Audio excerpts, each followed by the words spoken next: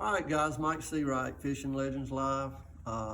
Lately, I've had several people ask me if I do a short video on crankbait fishing. And so I thought about it a little bit and thought, okay, why not? I'll do that. If it helps somebody, great. That'd be wonderful. So yesterday, for the people that watched the challenge, the Lake Hickory challenge against those guys, a lot of the fish we caught was actually on crankbaits. Especially this one. This one here is a waterwood crankbait. It's one that I used in the river. I chose this one because of the color for two reasons. Number one, there was some brim in the river, and number two, there was a little bit of colored water. And anytime I'm in colored water, I prefer bright colors. So I'm imitating the brim, and I'm also putting off enough flash, enough color in the colored water to maybe catch a fish. So that's what I did yesterday. Now, when I'm choosing a crankbait, I want something that's very durable, because I'll be honest with you, I'm flipping it in trees, I'm flipping it around piers, poles, rocks. So if it's not durable, it's not going to last very long. And the first thing I'm going to do every morning and throughout the day, the first thing I always do is I pitch a crankbait straight out in front of me, hold my rod straight toward where I pitch the crankbait, and I crank it to see if it's running straight or not.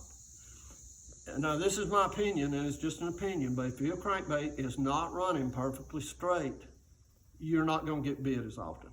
I've always believed that. I fished a tournament years ago with a guy that got in my boat. He had a crankbait that would run left and one that would run right. And, he said, I'm fishing shallow piers, and I pull up on the right side. I want my crankbait to run left and run up under the pier. I get on the other side, do the opposite. And I'm like, okay, that's cool. And I remember thinking, I've never gotten bit on a crankbait that's running off to one side. Now, I'm not saying you can't, and I'm not saying people haven't. So before everybody jumps me and tells me that's the way to do, that's fine if it's your preference. It's not my preference. It's not my preference. I am fanatical about certain things with the crankbait. I want it to run straight. I want it to run true. I want it to be balanced. And I'm fanatical. I want sharp hooks. I want really, really sharp hooks. When I say sharp hooks, look at this. I want them to stick me when I touch it. I want them to stick in my skin when I touch it. During the day, I'm checking. If I have one that's dull by catching a fish, I'll change it out. And so the hooks are really important. Now, and that particular day in that tournament, what I did, I got on, every time I'd get on the shady side, I'd pitch my crankbait down beside the pier and come through, and I beat him pretty bad. And he didn't catch him. Now, again, it's not to say you can't catch one if it's running off, but I don't. So this is a bait that I caught the majority of my fish on in that challenge yesterday. So I wanted to show you that. Now, I also use this bait, and again, this happens to be a waterwood, but it's a bigger body bait. It's got a lot wider wobble, and I was actually waking this bait some. I was fishing it right under the surface some, and I didn't have as much luck on this bait as I did that one. I got bit on this bait with a couple small fish, but not as good as that.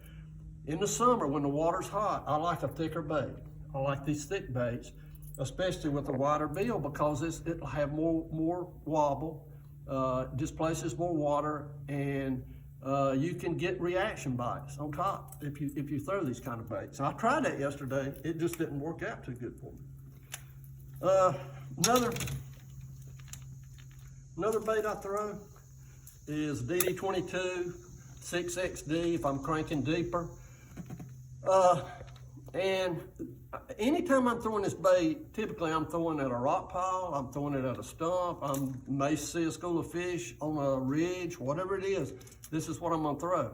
I use a 611 rod, heavy action rod. I use an 8-pound test line because I want to get it as deep as I can. And you have to fish within your own realm. I can't cast as far as David Winters. I can't cast as far as Gene Webster and some of these guys that I fished with. And so I have to adjust. I have to get a little bit closer to my target. They can cover more water, and they can make longer casts. What I do is get up a little bit closer to the 15-foot rock and that's in 15 foot of water. I get it a little bit closer, so when this crankbait comes down, I want to make sure I target it to where it comes down and it actually hits whatever it is I want to hit. That takes practice, that takes experience, but that's what you want to do. Now, the other thing that I'll talk about is something I've always done. This is sort of a, I won't say it's a secret, but it's my secret, okay? It's my secret. And what I mean by that, let's say I throw the crankbait out and I hook up. Well, when I hook up, typically I'm pulling to my right into the fish. I don't set the hook. I don't want to jerk hooks out of a fish. I just simply pull into them. When I pull into them, here's a trick of mine. I don't change. I see people biting fish all the time and they're constantly putting their rod back and forth. I never do that. And you're not going to catch every fish that bites a crankbait. You're going to lose some of them. It's just the way it is. Everybody does it. You're going to lose them. But here's my thought. If that fish, when he hits that bait, he's hooked either in the right side or the left side of the mouth, maybe in the top. I don't know where he's hooked, but I'm gonna swing my rod to the right and keep pressure on that fish. If that fish jumps, if he's not hooked very well, he's gonna come off. He's gonna come off as soon as he jumps. If he jumps one time, goes back down, and he's still there, then my odds have just gone way up that I'm gonna land that fish. And I'm gonna land him by continuing to put pressure on him from the right, pull him from the right. The only time I'll switch my rod position when I'm playing that fish is if right at the boat, that fish looks like he's gonna get in the trolling motor, the big motor, whatever, and I have no choice but to force my rod to the other side. If I have to, I'll do it, because the last thing you want is a fish getting your line or getting you wrapped in the trolling motor or the big motor. So that's the only thing. I watched a tournament, and I forget the guy's name, but he was smallmouth fishing in New York, and he lost so many big fish. And the guy was just constantly switching angles with that rod with a crankbait in these smallmouth. And he lost almost every one of them. I think might have been Mosley. I can't remember. And I'm sitting there thinking that, golly, that could have possibly made a difference for him if he'd have chosen a side and stayed like that. And that's opinionated, and it's just my opinion. It may help y'all, it may not, but I'm just telling you that's what I do.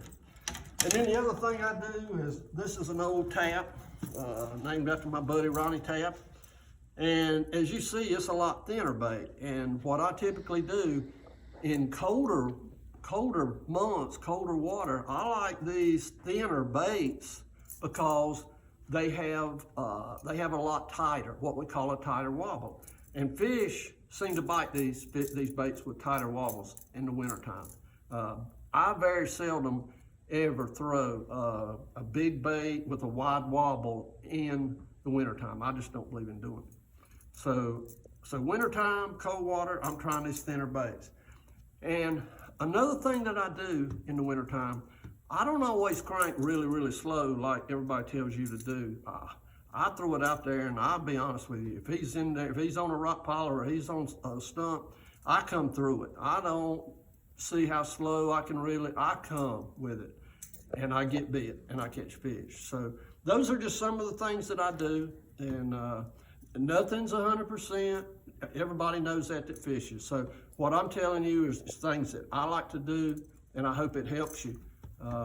And I promise you, I'm not telling you any of this to get into debates if it's right or wrong.